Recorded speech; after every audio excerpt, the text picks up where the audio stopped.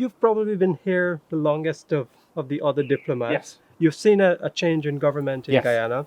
We're heading into an elections. You've witnessed the no confidence motion. I wonder what's going through your head as a diplomat here of Guyanese politics. Well, I think so. You're right. I mean, coming up to 5 years. 5 years actually on the 24th of February. I'll have been here, and I now have the joy of being the Dean of the Diplomatic Corps. I mean, I think you'll have seen and you'll have heard all that we have been saying over the past sort of 12, 15 months since the no confidence vote in 2018. I think we now have an election coming up on the 2nd of March. Is going to be a very important election. It's going to be a hard fought election, and that is perfectly legitimate. The importance, of course, for us is that we see a free, fair and fair election, an election which ultimately reflects the views of the population of Guyana. And so therefore, you'll have seen all the stuff about the observers that are coming in from the Commonwealth and the EU and the OAS and whatever, and we'll be observing as well. And that, I think, is our ultimate goal, to work towards a free and fair election. I want to take you back to that statement on September 19, when yourself, the US, Canada, and whoever else had said that Guyana was in an unconstitutional state at that time. What made you say that? Well, I think, we didn't say that lightly, and we said that on the basis of very clear legal advice that we had received on the basis of what the CCJ had said. So, our position was that as of the end of the 3-month period after the CCJ ruling, that if there had not been an election within that period of time, that the government would find itself in an extra constitutional position. Now, I know not everybody agrees with that, and there's been some fairly robust exchanges on that, which is perfectly legitimate as well.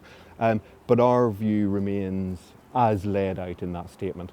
So how did your relationship with the government of Guyana change after that? Because you said it would make, obviously the relationship wouldn't remain the same.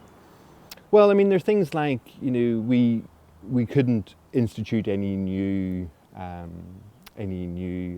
direct assistance.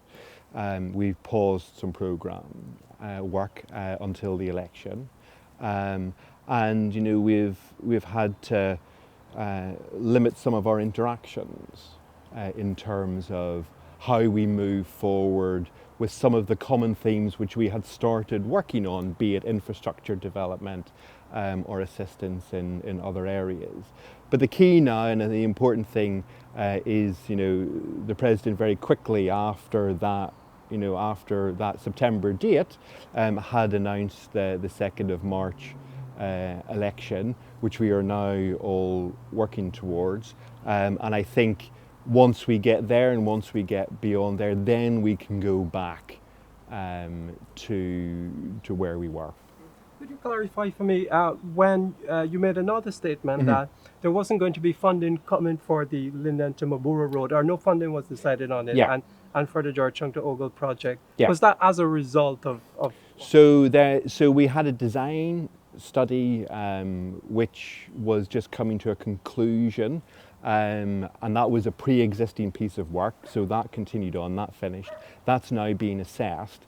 But given where we find ourselves, or where we found ourselves with the government, we decided that it would not be appropriate to go ahead with a new tendering process for the building and construction phase until a new government following the election. Is the funding available? Yeah, the funding is still there, very much so. And as soon as the various assessments and as soon as the election's out of the way, we'd expect to come back and look at how we then go to the construction phase. How much funding is there? So that comes to about, I think it's about 120 million US. And that's the sum total of the UK Caribbean Partnership Infrastructural Development for Guyana? So if you think back to the Caribbean Infrastructure Fund which then Prime Minister Cameron launched in 2015, there's 330 million for the whole of the Caribbean. For about here, it works out, whenever you translate it into dollar terms, about 120 US. So once elections are done, you're ready to roll with that, correct? Well, there's work that still actually has to be done on confirming and agreeing the design phase, because there are a few options put forward to what the road might actually look like.